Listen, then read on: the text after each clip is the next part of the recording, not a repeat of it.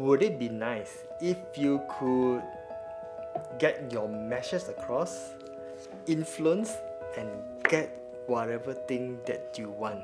So this is the book from Chris Voss, Never Split the Difference.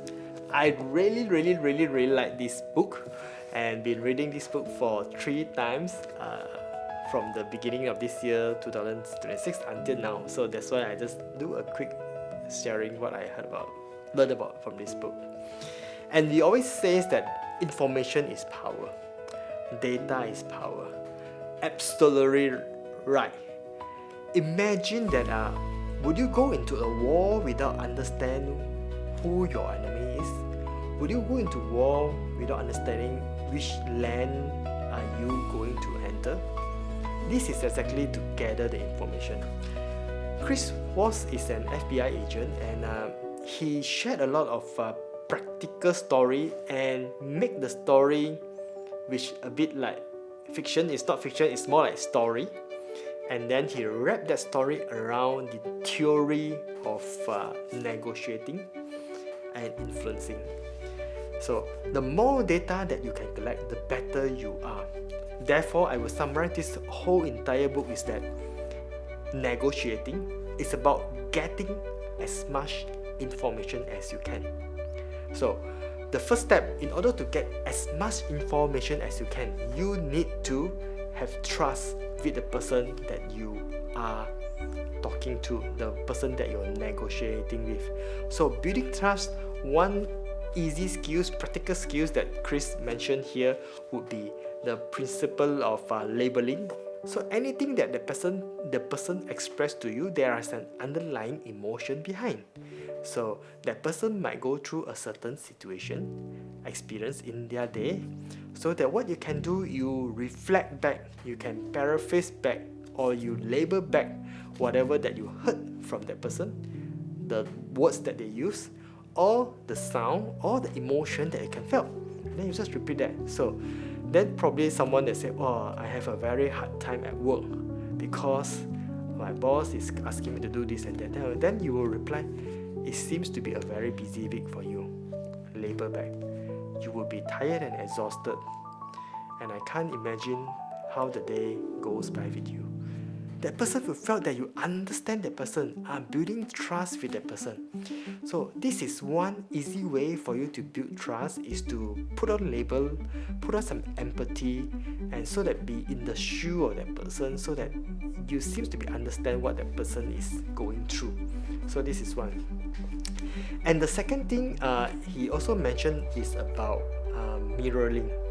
Mirroring, you mostly will say that we mirror people make us more likable. It can be your hand gesture, it can be how you move, how you sit, how you talk. But the easy stuff that I felt is very practical from Chris' book that I pick up is mirror the key words. Mirror a few last words or words that is being used back to that person. Right? For example, some person that say, hey Billy, this book is very expensive. Then you say, expensive? That's the words that the last word ending with expensive, and then you just say expensive back. Then you pause and see what's the response from the person, because expensive might be a label that is being used, but you want to understand from that person what the expensive means. And by chance that person will say whatever stuff that it says, and I say, oh, this is expensive because last time the book that I bought is probably 10 ringgit, and now you sell for 20 ringgit. Then you say, 10 ringgit. That's probably the keyword that I pick up, and you mirror back that word. And I hope you can dig up much more information from there, and then it'll be good. It'll be so that you also build trust, and then you also dig more information from there. The third thing is always getting advice and asking questions to the person that you want to influence, and do not give statement and do not answer. So one of the things that still have fresh in my mind is that, for example, I want to buy this book, and then I ask the seller, how much this book is? The seller say, oh, this book is 50 ringgit. Then I say, 50 ringgit. How can I do that? So again, I pose the question back to the seller, asking, how can I do that? And I'm like seeking help.